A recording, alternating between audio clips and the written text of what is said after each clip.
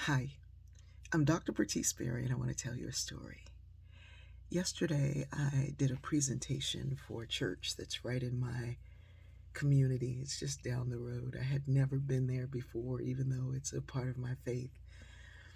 It's right there. I pass it on my way to church. So I was asked to come and do a presentation about story. And so it was part presentation, part lecture, part workshop, all within 30 minutes. That became 34.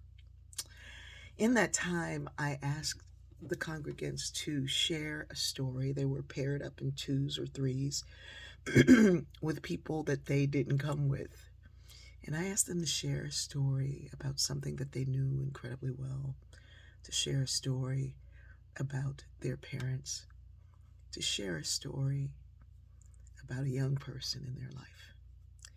And from this short period of time, we learned that within this one congregation, there was a woman whose father had built the bunker for their village during World War II, and another man whose father had been a chief in Nigeria. No one else in the congregation outside of their families knew these stories, but they were right there. When I asked about young folks, someone shared this amazing story about a 3-year-old who was determined to become a pilot, and now at 20, she is. Amazing. The man who shared the story that he had heard said, "This is my very dear friend, and I'm just learning this."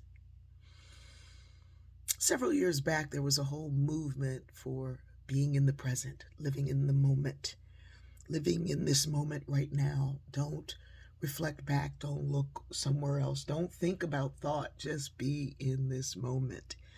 And while I understood the sentiment that people are so busy somewhere else that they can't experience what's happening right now, I don't think we're living in the past. I think we're living in the next 10 minutes. Let me get through this so I can get that done, so I can do the day to day, the day in, day out, and get done, so I can do tomorrow the same thing that I did today, the day in, the day out, to get it done. But what happens when we stop and reflect on our mothers' mothers and their mothers' stories? I think in those moments we're given a gift that we need right now. We need the tools that they have left us, that they've given us. Shortly after I started sewing, which was not that long ago, I found out from my genetics analysis that a second cousin of mine, who I don't know from anywhere, knew more about my great-great-grandmother than I did, 2 grandmothers back. And I found out that she was a very popular seamstress. She was a dressmaker. She made all the wealthy women's clothing. And this is during the period of enslavement and just afterwards. That this woman did these things that I now strive to do.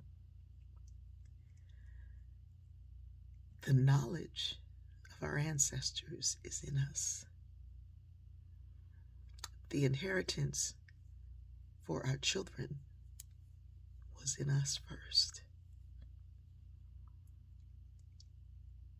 Take a moment to not only be present right now, but to reflect back to your past through someone else.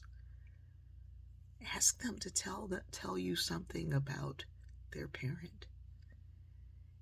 And I can pretty much guarantee that it will remind you of something of yours.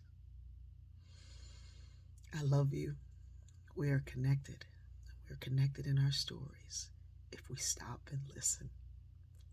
I love you.